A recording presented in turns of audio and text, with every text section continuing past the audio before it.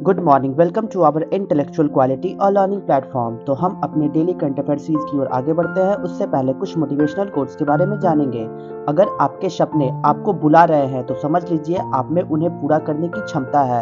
यानी कि आपको सपना देखना है, लेकिन उसे पूरा करने के लिए जी जान लगानी होगी। सफलता तभी आएगी जब आपका प्रयास 100% होगा।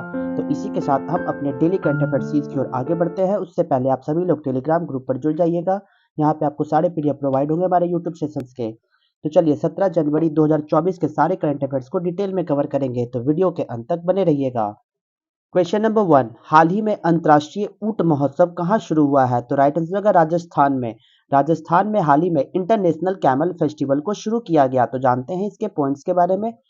राजस्थान के सांस्कृतिक रूप से समृद्ध जिले बीकानेर में 3 दिवसीय अंतर्राष्ट्रीय ऊंट उत्सव को शुरू किया गया।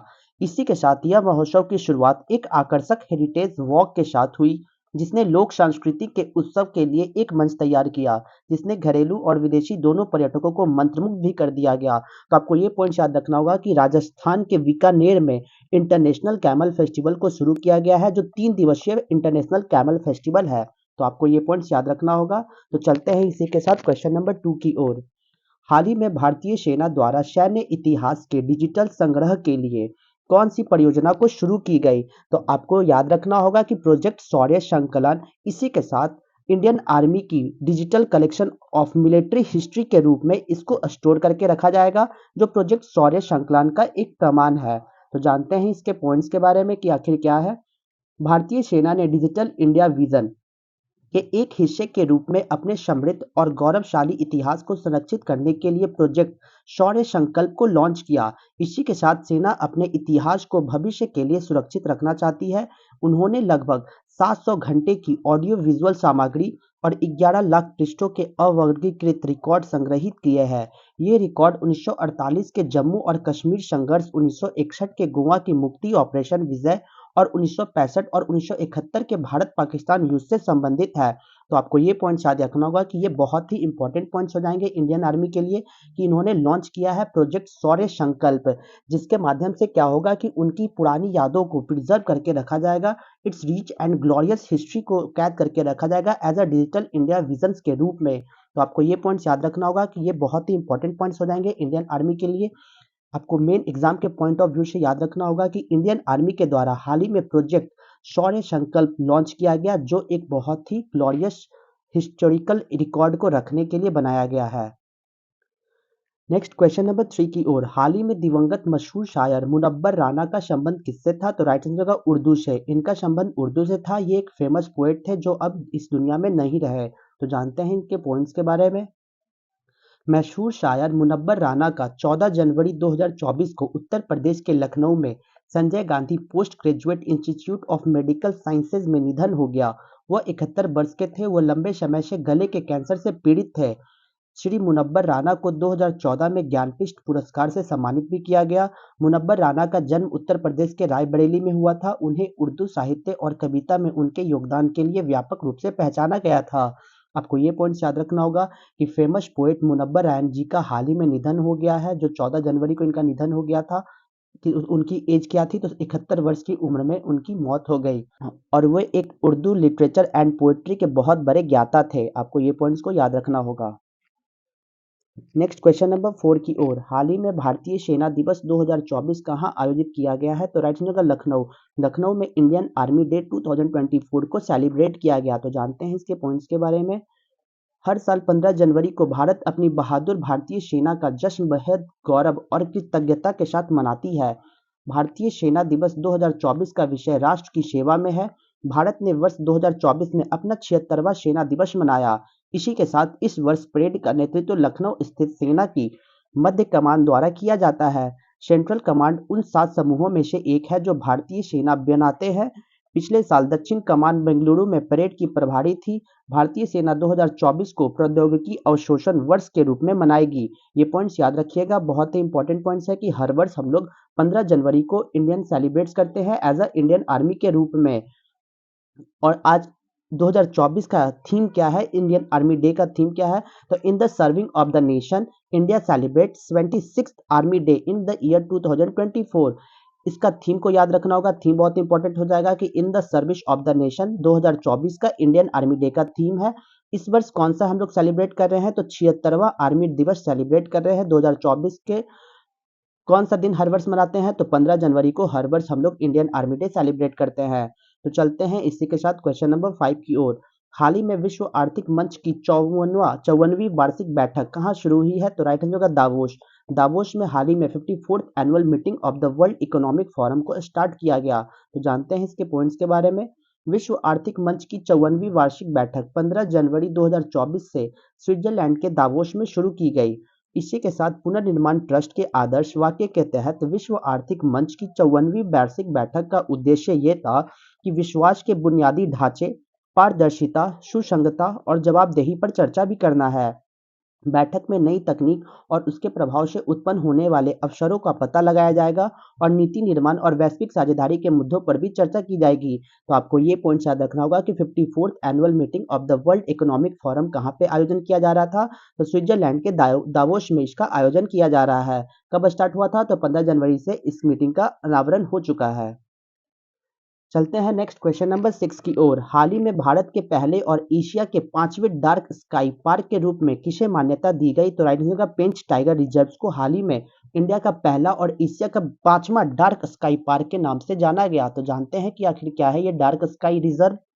महाराष्ट्र में पेंच टाइगर रिजर्व ने भारत के पहले डार्क स्काई पार्क और एशिया में 5वें के रूप में मान्यता प्राप्त करके इतिहास को रच दिया, जो रात के आसमान की रक्षा करती है और प्रकाश प्रदूषण को रोकता है। इसी के साथ यह प्रमाणन इंटरनेशनल डार्क स्काई एसोसिएशन द्वारा दिया गया था, जो खगोल विज्ञान को बढ़ावा देने के लिए एक वैश्विक डार्क स्काई आंदोलन है। डार्क स्काई प्लेस प्रमाणन प्रकाश नीति, डार्क स्काई अनुकूल रेट्रोफिट्स, आउटरीच और शिक्षा और रात और के आकाश की निगरानी पर केंद्रित रखता है। आपको ये पॉइंट्स याद रखिएगा कि पेंच टाइगर रिजर्व्स कहाँ से बिलोंग करते हैं, तो महाराष्ट्र से बिलोंग करते हैं। हमारे इंडिया ने हिस्टोरिकल हिस्ट्री रिक्रिएट कर दिया है कि पहला डार्क स्काई पार्क बना है, वो भी इंडिया में, और पूरे एशिया में ये 5th पोजीशन पे है। तो पेंच टाइगर रिजर्व पूरे देश का ये 19वां भाग रिजर्व है, जिसे 2007 में प्रोजेक्ट टाइगर के तहत इसे शामिल किया गया था। तो ये पॉइंट्स को याद रखिएगा कि पेंच टाइगर रिजर्व कहाँ पे है लोकेटेड है, तो महाराष्ट्र में लोकेटेड है। ये 19th टाइगर रिजर्व है पूरे इंडिया का, ठीक है, जिसको इंक्लूड किया गया था प्रोजेक्ट टाइगर के तहत 2007 में इसको इंक्लूड किया गया था। तो चलते हैं नेक्स्ट क्वेश्चन नंबर 7 की ओर। हाल ही में संयुक्त अरब अमीरात द्वारा अंतर्राष्ट्रीय खेल व्यक्तित्व पुरस्कार 2023 से किसे सम्मानित किया गया, तो राइट आंसर होगा गियानी इन्फेंटिनो को। गियानी इन्फेंटिनो को हाल ही में इंटरनेशनल स्पोर्ट्स पर्सनैलिटी अवार्ड 2023 से सम्मानित किया गया। किसके द्वारा, तो यूनाइटेड अरब अमीरात के द्वारा गियानी इन्फेंटिनो को सम्मानित किया गया। फीफा अध्यक्ष जियानी इन्फेंटिनो को दुबई संयुक्त अरब अमीरात में 12वें मोहम्मद बिन राशिद अल मखदूम क्रिएटिव स्पोर्ट्स अवार्ड समारोह में international sports personality of the year 2023 का पुरस्कार मिला। इसी के साथ शेख मोहम्मद बिन राशिद अल मखदूम के खेल प्रेम से प्रेरित होकर पुरस्कार 2009 में स्थापित किए गए थे और अंतर्राष्ट्रीय प्राप्तकर्ता 2012 से पात्र है। और international sports personality of the year सर्वोच्च अंतर्राष्ट्रीय सम्मान है, जो खेल को विकसित करने और निष्पक्ष प्रतिस्पर्धा को बढ़ावा देने के लिए नव प्रवर्तक को स्वीकार करता है। आपको ये पॉइंट याद रखिएगा कि फीफा के प्रेसिडेंट गियानी इन्फेंटिनो को हाल ही में international sports personality of the year 2023 के अवार्ड से सम्मानित किया गया बाय यूएई के द्वारा, यूनाइटेड अरब अमीरात के द्वारा इसे सम्मानित किया गया। जानते हैं डेली करंट अफेयर्स का ये लास्ट क्वेश्चन है, क्वेश्चन नंबर 8। हाल ही में किसने जासूसी उपग्रह ऑप्टिकल 8 का सफलतापूर्वक प्रक्षेपण किया है, तो राइट आंसर होगा जापान। जापान में हाल ही में सक्सेसफुली लॉन्च किया गया स्पाइस सैटेलाइट, जिसका नाम है ऑप्टिकल 8। मित्सुबिशी हेवी इंडस्ट्रीज ने जापान के सूचना संग्रह उपग्रह ऑप्टिकल 8 को ले जाने वाले HIIA रॉकेट के सफल प्रक्षेपण के साथ अंतरिक्ष अन्वेषण और राष्ट्रीय सुरक्षा में एक महत्वपूर्ण माइलस्टोन अचीव किया है। इसी के साथ यह प्रक्षेपण 12 जनवरी 2024 को तेंगाशीमा अंतरिक्ष केंद्र से हुआ। 2001 में अपनी स्थापना के बाद HIIA रॉकेट का यह 48वां प्रक्षेपण था, जिससे जापान एरोस्पेस एक्सप्लोरेशन एजेंसी, जिसका जाक्सा कहा जाता है, द्वारा विकसित रॉकेट की सफलता दर 97.92% हो गई है। ऑप्टिकल 8 उपग्रह मुख्य रूप से खुफिया जानकारी जुटाने के लिए डिजाइन किया गया है, जो यह सुरक्षा जानकारी एकत्र करने के लिए उन्नत ऑप्टिकल उपकरणों से सुसज्जित है। तो आपको ये पॉइंट्स याद रखना होगा कि जापान के द्वारा हाल ही में ऑप्टिकल 8 को लॉन्च किया गया है, जो इंफॉर्मेशन कलेक्ट करेगा हमारे सैटेलाइट्स में जाके, गैदरिंग सैटेलाइट्स के में जाके वहाँ पे इंफॉर्मेशन कलेक्ट करेगा। ये बहुत ही इंपॉर्टेंट पॉइंट्स है जापान के पर्पस के लिए। तो चलते हैं रिवीजन बैच में 16 जनवरी 2024 के सारे करंट अफेयर्स को रिवीजन मोड में कवर करेंगे। क्वेश्चन नंबर 1, पर्यावरण, वन और जलवायु परिवर्तन मंत्रालय ने हाल ही में जलवायु शिखर सम्मेलन 2024 मुंबई में आयोजित किया गया। क्वेश्चन नंबर 2, हाल ही में किसने मिशन 60,000 लॉन्च करने की घोषणा की? तो हरियाणा गवर्नमेंट के द्वारा। क्वेश्चन नंबर 3, दूसरा अंतर्राष्ट्रीय आयुष सम्मेलन दुबई में आयोजित किया जा रहा है। क्वेश्चन नंबर 4, हाल ही में फसल उत्सव लोहड़ी का आयोजन पंजाब में किया गया। क्वेश्चन नंबर 5, हाल ही में T20 अंतर्राष्ट्रीय क्रिकेट में 150 विकेट लेने वाले पहले गेंदबाज कौन बने? तो टीम सऊदी बने हैं। क्वेश्चन नंबर 6, भारतीय शास्त्रीय संगीत डॉक्टर प्रभा अत्रे का निधन हुआ, जिनका किस घराने से बिलोंग करती थी? तो किराना घराना से ये बिलोंग करती थी। Question number 7, centre for research on energy and clean air CREA की रिपोर्ट के अनुसार भारत का सबसे प्रदूषित शहर बिर्नीहाट मेघालय का बर्नीहाट बना है सबसे पॉल्यूटेड सिटी। क्वेश्चन नंबर 8, हाल ही में किस दक्षिण पूर्व एशिया देश ने आपातकाल की घोषणा की है? तो पपुआ न्यू गिनी ने आपातकाल की घोषणा की है। तो चलते हैं क्वेश्चंस ऑफ द डे में। तो आज का हमारा क्वेश्चन क्या है?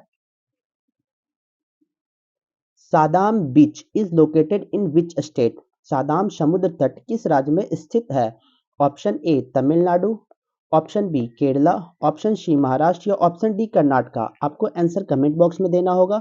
यहाँ तक वीडियो को देखने के लिए thank you so much guys. Video को ज़्यादा ज़्यादा हो सके तो लाइक शेयर और सब्सक्राइब करें, ताकि और भी कंटेंट आपके पास पहुँच जाए। जय हिंद, जय भारत दोस्तों।